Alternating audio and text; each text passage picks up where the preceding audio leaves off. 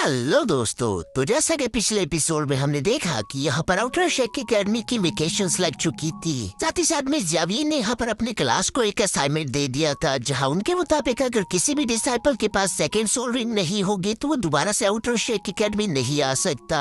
ये बात जानते हुए यूहो टिएनमिन के साथ एक्सट्रीम नॉर्थ की तरफ रवाना हो जाता है, जहाँ टिएनमिन ने यूहो से वादा किया था कि वहाँ जाने के बाद मैं तुम्हें एक सेकंड सोल रिंग जरूर दिलाऊंगा। लेकिन यूहो को मालूम नहीं था कि वो सोल रिंग किसी और की नहीं बल्कि सेकंड ग्रेड किंग की होगी, जो कि बहुत ही ज्यादा खतरनाक है। यहाँ ठंड की वजह से यूहो की भी हालत बहुत ही ज्यादा खराब हो चुकी थी, इसलिए वो खुद को टिएनमिन के बनाए हुए एक इग्लू में छुपा लेता है, जबकि दूसरी तरफ टिएनमिन अपनी सोल पावर का इस्तेमाल करते वहाँ पर मौजूद बीस्ट को भगाने की कोशिश कर रहा था।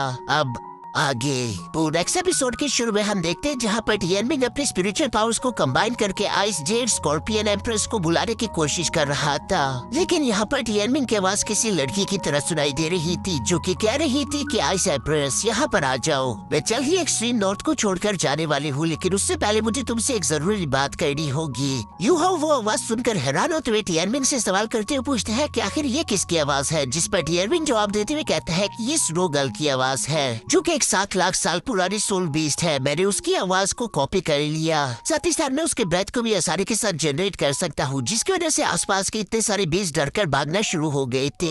इवन की आइजेड स्कॉर्पियन बीस्ट भी ये बात सुनकर तेजी के साथ उसी तरफ बढ़ रही थी, क्योंकि वो अपनी बहन स्नो गर्ल से मिलना चाहती थी। उसे समझ नहीं आ रहा था कि आखिर यहाँ पर 7 लाख साल तक कल्टीवेशन करने के बाद आखिर मेरी बहन इस एक्सट्रीम नॉर्थ को छोड़कर क्यों जाना चाहती है। लेकिन यहाँ लोकेशन पर आने के बाद बिग बिग काफी जरा गुस्से में आ जाती है, क्योंकि उसे वहाँ पर बुलाने वाली उसकी बहन नहीं बल्कि टिएनमिन था, जिसने यूहो का फॉर्म लिया हुआ है। ये देखकर तो बिग बिग गुस्से में कहती है कि आखिर तुम्हारी हिम्मत कैसे हुई, तुमने स्नो गर्ल बनकर मुझे धोखा देने की कोशिश की, आखिर तुम हो कौन। जिस पर टिएनमिन शर्माते हुए जवाब देता है कि फिक्र मत करो, मैं तुम्हारा एक पुराना दोस्त हूँ। लेकिन दूसरी तरफ बिग बिग को इस बात का यकीन नहीं आता, वो यहाँ टिएनमिन पर हमला करना शुरू कर देती है। दूसरी तरफ इग्लू से यूहो यहाँ ये सारा नजारा देख रहा था, वो आइसजेड स्कॉर्पियन बीस्ट की खूबसूरती देखकर समझ जाता है कि टिएनमिन यहाँ पर मुझे खींचकर क्यों लेकर आया। उसने बेशक मुझसे कहा था कि एक्सट्रीम नॉर्थ में तुम्हें सेकंड मार्शल सोल रिंग दिला दूंगा, लेकिन उसका इरादा कुछ और है। वो शायद यहाँ इस लड़की से प्यार करता है। जबकि दूसरी तरफ हम देखते हैं कि आइस स्कॉर्पियन काफी जरा गुस्से में आ चुकी थी। वो यहाँ यूहो की बॉडी में मौजूद टिएनमिन पर गुस्सा करते हुए कहती है कि बेशक तुम मुझसे यहाँ पर मिलने के लिए आ गए, तुमने अपने स्पिरिचुअल फॉर्म का इस्तेमाल करके मुझे यहाँ पर बुलाने की गलती की और खुद छुपे रहे।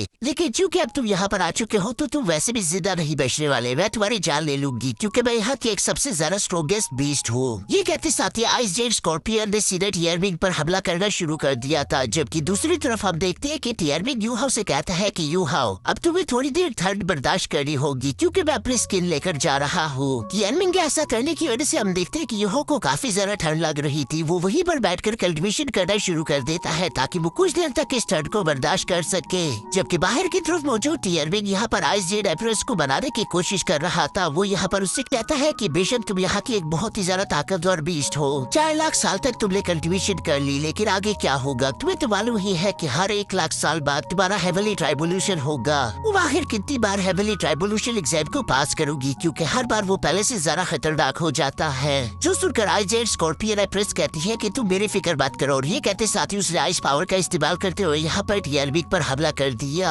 जिस अटैक के कारण टिएनमिन बहुत ही बुरी तरीके से इंजर्ड हो गया। यूहो इग्लू से ये सब देख रहा था, लेकिन वो ठंड के बारे टिएनमिन की कोई मदद नहीं कर सकता। दूसरी तरफ बिग बिग ऐसा करने के बाद काफी जरा खुश होते हुए सीधा यहाँ टिएनमिन की बॉडी के पास आ जाती है, जहाँ वो उसे छूने की कोशिश कर रही थी। पर उसके ऐसा करते साथ ही अचानक टिएनमिन का ब्लड उसे जकड़ना शुरू कर देता है। असल में ये सब कुछ टिएनमिन की ही एक चाल थी। वो दिखने में बेवकूफ जरूर लगता है, लेकिन है बहुत ही ज्यादा समझदार, जो देखकर बिग बिग चिल्लाते हुए कहती है कि आखिर तुम्हारी हिम्मत कैसे हुई, तुमने धोखे से मुझे अपने ट्रिक में फंसा लिया। जबकि टिएनमिन उसकी ये बात सुनकर कहता है कि हाँ मैं ये बात अच्छे से जानता हूँ, लेकिन तुम भी दिमाग से काम लो। तुम्हें क्या लगता है कि तुम अपने 10 मिलियन कल्टीवेशन बेस तक पहुँच भी पाओगी? वहाँ तक पहुँचने से पहले तुम्हें हेवनली ट्राइबोल्यूशन एग्जाम मार देगा। लेकिन अगर तुम मेरी बात मानती हो और अपनी अभी की पावर्स का इस्तेमाल करके मेरे साथ हाथ मिला लेती हो, तो हम दोनों मिलकर एक गॉड को क्रिएट कर सकते हैं। यहाँ टिएनमिन ये सब कहते हुए साथ ही साथ बिग बिग को अपने कोकून में जगड़ता भी जा रहा था, जहाँ बिग बिग लगातार स्लैश अटैक्स लगाते हुए उस कोकून को तोड़ने की कोशिश करती है, लेकिन वो ट्रिक काफी काफी ज्यादा पावरफुल थी। टियरमिंग बिंगमिंग से कहता है कि यू झटपटाना बंद करो, तुम्हें अच्छे से मालूम होगा कि आज से 10,000 साल पहले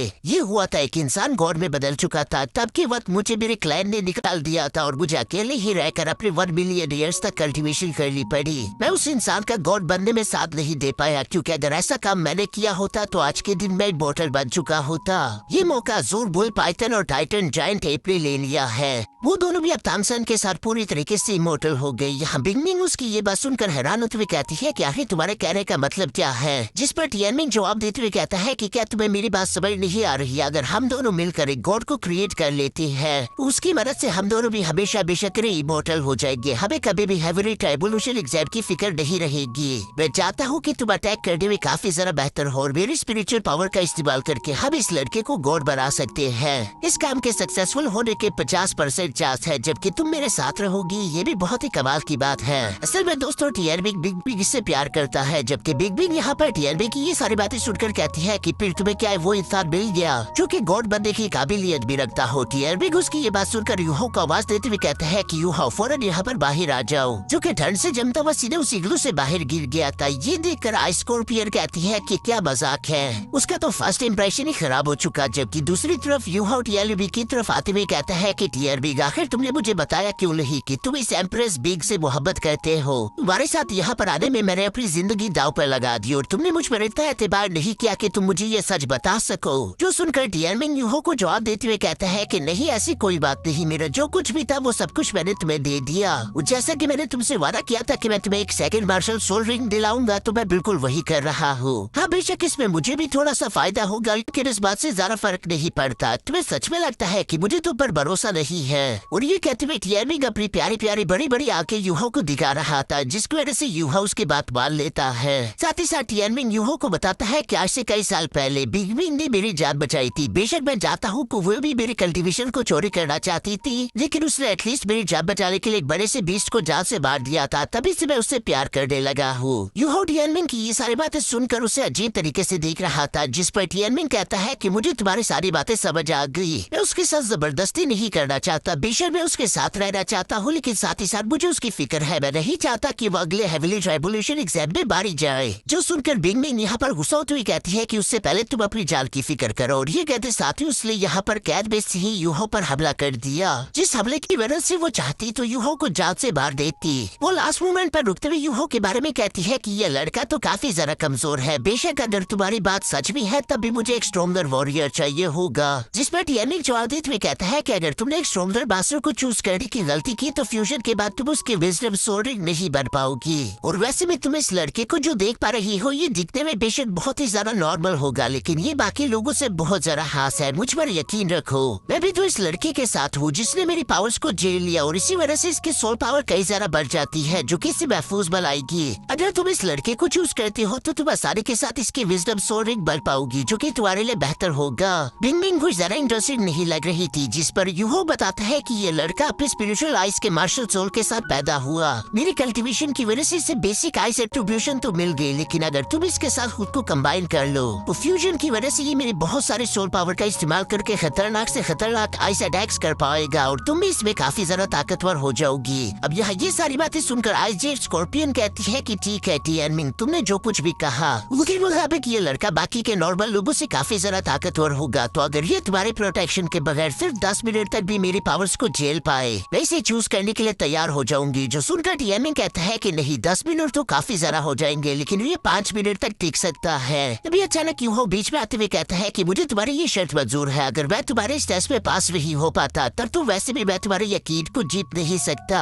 जिस पर जेडाई एम्प्रेस कहती है ठीक है, फिर चलो इस टेस्ट को शुरू किया जाए। जो कहते साथ ही हम देखते हैं कि बिंगमिंग ने यहाँ पर अपनी आइस पावर को इस्तेमाल करते हुए यूहो को जकड़ लिया था। साथ ही साथ वो किसी तरह की टेक्निक का इस्तेमाल करते हुए स्नोफ्लेक से लगातार यूहो पर हमले करते जा रही थी। यूहो को इस अटैक की वजह से काफी ज्यादा दर्द झेलने को मिल रहा था, क्योंकि ये अटैक्स लगातार उसके बोन्स पर हमले कर रही थी, जिसकी वजह से उसकी कई हड्डियां टूट जाती है। वो जोरों के साथ दर्द से चिल्ला रहा था, जो देखकर टियरमिंग यहाँ पर कहता है कि रुक जाओ, मैंने तुमसे पहले ही कहा था कि यूहो 5 मिनट से ज्यादा नहीं टिक सकता, वो मार मारा जाएगा। अगर तुमने उसे मार दिया तो हमारा प्लान पूरी तरीके से नाकाम हो जाएगा। लेकिन बिंगमिंग तो ये सब सुनकर भी नहीं रुकती, जो देखकर टियानमेन को अब गॉड इलेक्स से ही हेल्प मांगनी पड़ी। वो कहता है कि इलेक्स तुम्हें यूहो को बचाना ही होगा। अगर तुमने यूहो की मदद ना की तो वो मारा जाएगा, साथ ही साथ तुम भी मारे जाओगे। दूसरी तरफ गॉड इलेक्स की कॉन्शियस यहाँ पर टियानमेन से कहती है कि क्या तुम्हें यूहो पर बिल्कुल भी भरोसा नहीं? उस पर भरोसा रखो, उसे खुद की ताकत का इस्तेमाल करते हुए इस टेस्ट को पास करना होगा। आइस जेड एम्प्रेस यानी बिंगमिन को भी यहाँ पर गॉड इलेक्स के बारे में सुनकर थोड़ी हैरानगी होती है, लेकिन वो फिर भी बिना रुके लगातार यूहो पर हमले करती जा रही थी। जहाँ कुछ देर के अटैक की वजह से हम देखते हैं कि अचानक से यूहो के दिल ने धड़कना बंद कर दिया।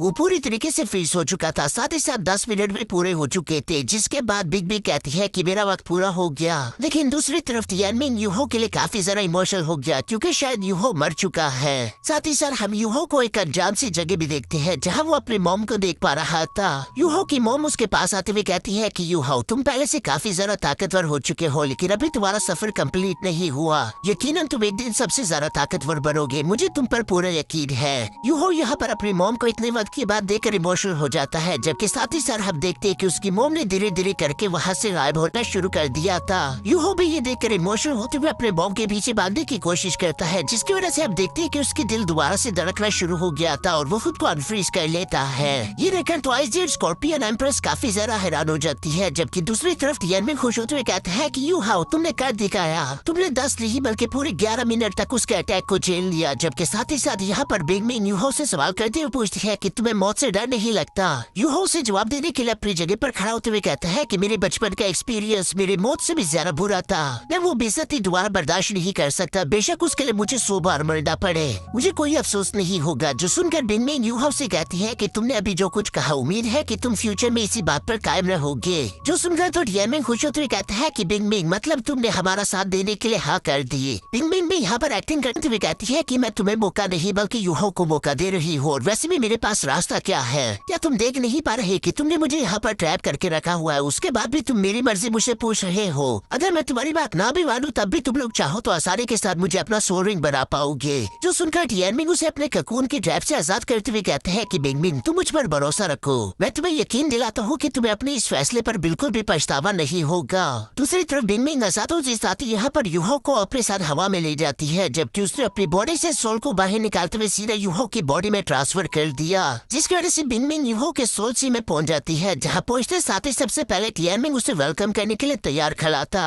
वो बिंगमिन को बताता है कि आज से ये हमारा नया घर होगा। जहाँ तभी अचानक बिंगमिन की नजर साइड पर अचानक ग्रे एयर पर पड़ जाती है, जिसे देखते वो हैरान होते हुए सवाल कर रही थी कि आखिर वो क्या है, जिसके बारे में टियानमेन जवाब देते हुए कहता है कि ये एक बहुत ही लंबी कहानी है, बाद में मैं तुम्हें इसके बारे में समझाऊंगा। साथ ही साथ टियानमेन यहाँ पर यूहो से कह रहा था कि तुम्हारे पास जो लेफ्ट आर्म पे सोल बोन है उसका इस्तेमाल करके तुम इसकी बॉडी को खुद के साथ फ्यूज करो। और दोस्तों आप लोगों को याद ही होगा कि ये सोल बोन यूहो को मिस यावियो ने दिया था, जबकि साथ ही साथ उसने यूहो को ये भी बताया था कि इसका इस्तेमाल करके किसी भी सोल बॉडी को तुम आसानी के साथ अपने साथ फ्यूज कर पाओगे। यहाँ भी बिल्कुल वही हो रहा था, जहाँ यूहो सोल बोन का इस्तेमाल करते हुए आइस जेड स्कॉर्पियन बीस्ट की बॉडी को खुद के साथ मर्ज करने की कोशिश करता है। इसकी वजह से यूहो को काफी ज्यादा तकलीफ झेलनी पड़ रही थी, जो देखकर बिंगमिन यहाँ टियानमेन से कहती है कि बेशक तुम एक बहुत बड़े नमूने हो, लेकिन मानना पड़ेगा कि तुम्हारी चॉइस बिल्कुल भी खराब नहीं। वैसे तो बिंगमिन काफी ज्यादा एटीट्यूड वाली लड़की है, लेकिन वो ना चाहते हुए भी यहाँ पर यूहो की तारीफ कर रही थी। दूसरी तरफ बाहर हम देखते हैं कि फ्यूजन धीरे धीरे करके कंप्लीट होता जा रहा था। यूहो की कमर पर स्कॉर्पियन डंग आ जाता है, जबकि उसके सोल सी में आइस जेड स्कॉर्पियन बीस्ट का भी मार्शल सोल बन जाता है।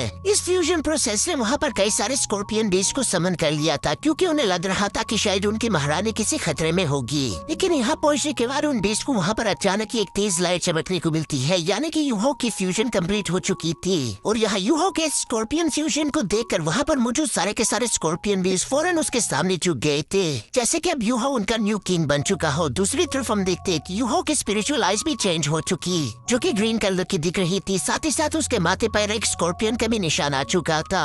साथ ही साथ यूहो अपने मन में खुश होते हुए कहता है कि आखिरकार हम लोगों का ये फ्यूजन सक्सेसफुली कंप्लीट हो गया, जिसके साथ ही हम लोगों का ये एपिसोड यहीं पर खत्म हो जाता है।